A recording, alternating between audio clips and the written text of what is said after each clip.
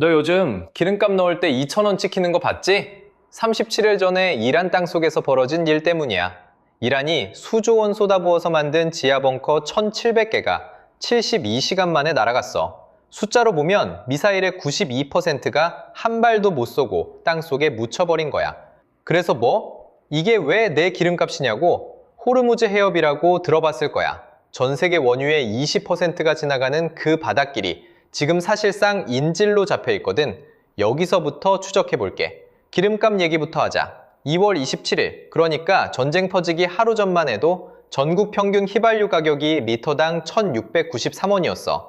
근데 딱 37일 지나니까 서울 평균이 2,002원을 찍어버렸어. 37일 만에 리터당 263원이 올라간 거야. 매일 출퇴근하는 사람이면 한 달 기름값만 몇만 원이 더 나가는 거지.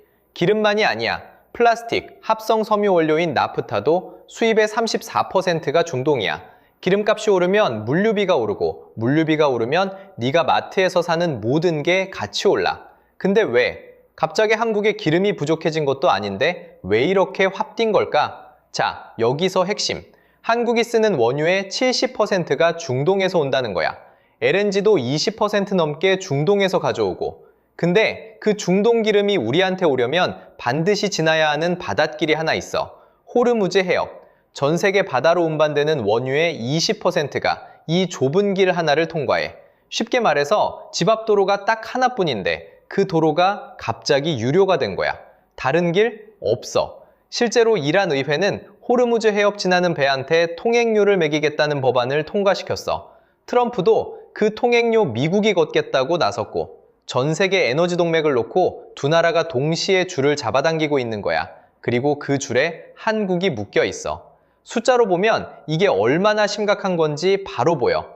전쟁 터지기 전에 배럴당 60달러대였던 국제유가가 100달러를 뚫더니 126달러까지 치솟았어. 봉쇄가 길어지면 174달러까지 갈 수 있다는 전망도 나왔고, 산업연구원 분석으로는 이 상황이 석 달만 이어지면 한국 제조업 생산비가 11.8% 올라가. OECD는 한국 올해 성장률 전망을 2.1%에서 1.7%로 깎아버렸는데 주요국 중에서 가장 큰 하락폭이야. 그나마 정부가 비축해 놓은 원유가 1억 배럴, 117일치 있긴 한데 그 이후는 아무도 장담 못해. 이건 그냥 기름값 문제가 아니야. 네 월급에서 빠져나가고 있던 돈이 어디로 갔는지 따라가 보면 저 호르무즈 해협에서 멈춰. 근데 이 호르무즈가 인질로 잡히게 된 건 37일 전 이란 땅속에서 벌어진 일 때문이야. 도대체 뭘 했길래? 답을 찾으려면 이란 지하 벙커 안으로 내려가 봐야 해. 자, 이제 이란 지하 벙커 안으로 내려가 보자. 이란이 왜 이렇게 땅속에 집착했는지부터 알아야 해.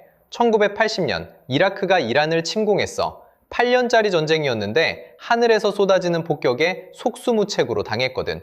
도시가 무너지고 사람이 죽어나가는 걸 눈앞에서 봤어. 그 트라우마가 하나의 생존 공식을 만들었어. 땅속에 숨으면 산다. 이후 30년 동안 수조 원을 쏟아부어서 미사일 기지, 사령부, 핵시설까지 전부 지하로 넣었어. 이란 입장에서는 절대 안 뚫리는 난공불락의 요새를 만든 거지. 근데 이 난공불락 요새에 아무도 예상 못한 치명적인 문제가 하나 있었거든.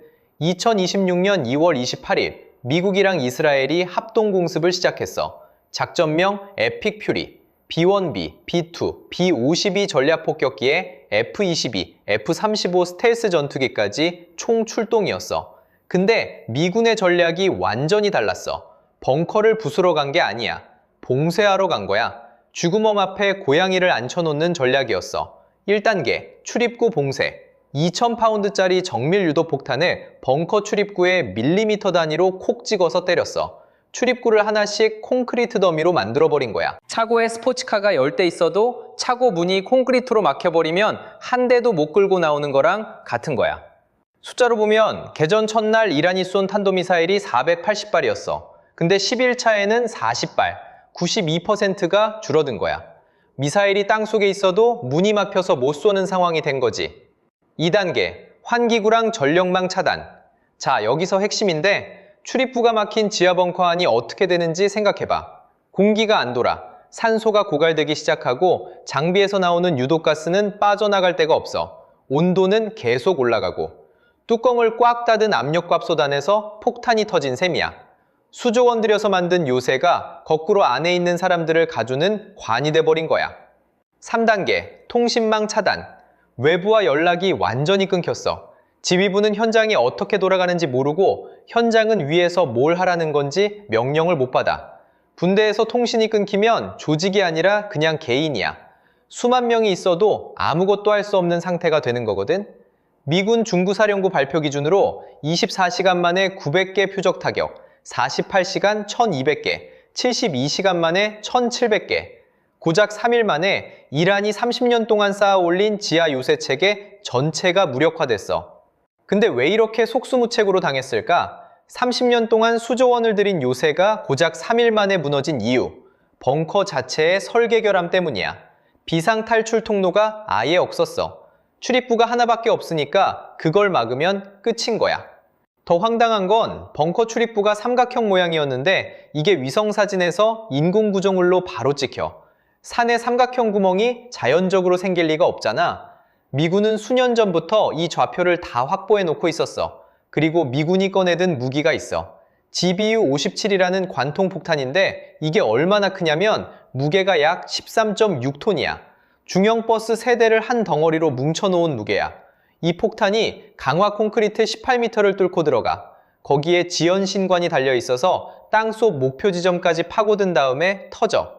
B1B 폭격기 한 대가 내부에 34톤을 실을 수 있으니까 이런 폭탄을 연달아 퍼부은 거야. 출입구 봉쇄하고 환기 끊고 통신 끊고 전력까지 차단했어. 이란의 생명줄을 하나씩 순서대로 잘라낸 거야. 근데 아직 손 안 댄 곳이 하나 남아 있었어. 이란이 가장 깊숙이 숨겨놓은 것, 핵이야.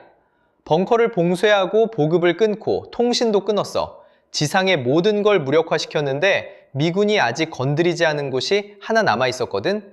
이란은 핵시설을 땅속 깊이 묻어놨어. 포르도, 나탄즈, 이스파한, 이 세 곳이 이란 핵 프로그램의 심장이야. 특히 포르도는 지하 80에서 90m, 웬만한 아파트 30층 높이를 통째로 땅속에 파묻은 수준이야. 산 하나를 통째로 방패 삼아서 그 안에 원심 분리기를 돌리고 있었던 거지. 이란이 여기만큼은 절대 못 뚫는다고 자신했던 최후의 요새야. 근데 미군은 여기를 뚫기 위해 만든 폭탄이 따로 있었어. 아까 얘기한 그 13.6톤짜리 관통폭탄 GBU-57. 레이더에 안 잡히는 유령 폭격기 B2가 7대 출격해서 이 폭탄을 14발 떨어뜨렸어. 포르도에 12발, 나탄즈에 2발.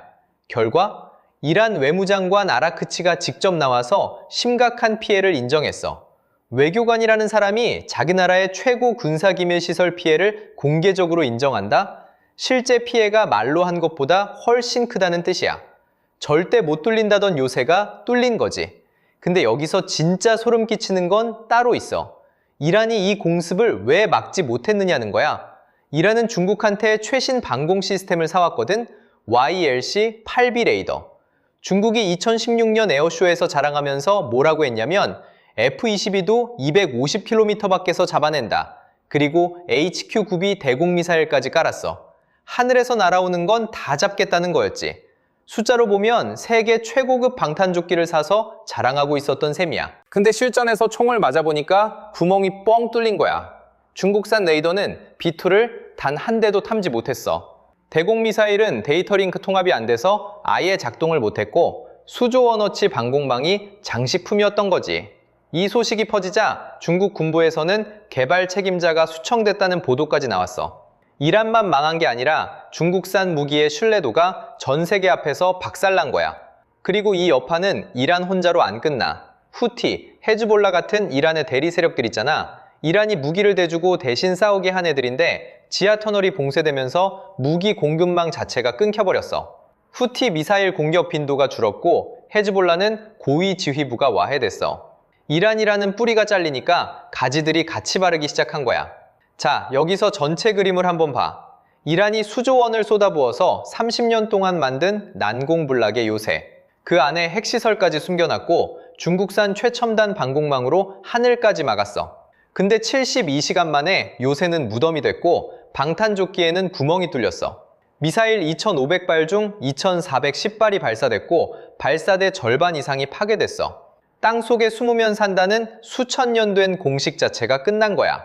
근데 이 요새의 뿌리를 따라가 보면 낯선 이름이 하나 나와. 북한이야. 이란이 30년 동안 공들여 만든 그 지하 벙커, 설계에 북한 전문가들이 참여했어. 포르도 핵시설 건설에도 북한 기술이 들어갔고, 북한 핵무기 벙커 설계 전문가가 직접 이란 컨설팅까지 했거든. 자, 여기서 핵심. 이란이 30년 동안 자신만만하게 수출한 그 기술의 시험 성적표가 전 세계 앞에서 공개된 거야. 결과 72시간 만에 무력화. 그러면 북한 땅속에 있는 벙커는 안전할까? 참고로 북한 제3땅굴 하나만 해도 시간당 3만 명의 무장병력을 이동시킬 수 있는 규모야. 그런 시설이 수십 개가 있어. 38 노스 분석을 보면 북한은 이번 전쟁을 보고 전략을 바꿀 거라고 해. 대형 벙커 대신 소규모로 분산시키고 이동식 미사일 발사대를 더 늘리는 쪽으로. 근데 또 다른 분석은 정반대야.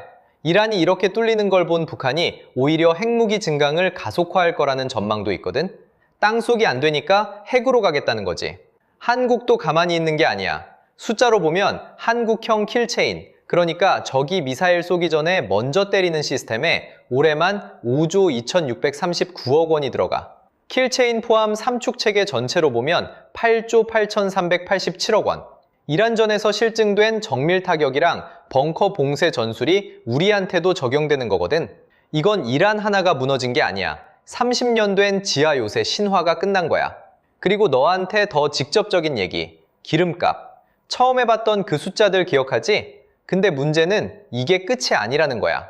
이란은 아직 남은 미사일로 하루에 15발에서 30발은 쏠 수 있고 자폭 드론도 50대에서 100대를 띄울 수 있어. 사이버전이나 호르무즈 해협 봉쇄 같은 비대칭 전술로 전환할 가능성도 나오고 있거든. 이란이 무너지고 있는 건 맞아. 근데 무너지면서 발버둥 치는 게 더 위험할 수 있다는 거야. 카타르 같은 에너지 시설이 피격되면 복구에만 3년에서 5년이 걸려. 그때까지 기름값이 어디까지 갈지는 아무도 장담 못해. 처음에 주유소 가격표에서 시작했잖아. 2,000원 찍힌 그 숫자. 그 숫자를 따라가 봤더니 호르무즈 해협이 나왔고 해협 뒤에는 72시간 만에 무너진 이란 벙커가 있었고 그 벙커 안에는 핵시설이 있었고 그 벙커를 설계한 건 북한이었어. 네 기름값에 찍힌 숫자, 그 뒤에 이런 이야기가 있었어. 주유소 앞을 지나갈 때 가격표 한번 봐. 거기 찍힌 숫자가 단순히 기름값이 아니라 지금 이 순간 벌어지고 있는 전쟁의 청구서야. 이 전쟁이 어떻게 끝날지는 아직 아무도 몰라. 근데 한 가지 확실한 건 이 이야기는 아직 안 끝났다는 거야. 다음에 또 기름값이 움직이면 이제 그 뒤에 뭐가 있는지 알지? 이 영상이 도움이 됐으면 좋아요 한 번만. 다음 영상에서 더 깊이 파볼게.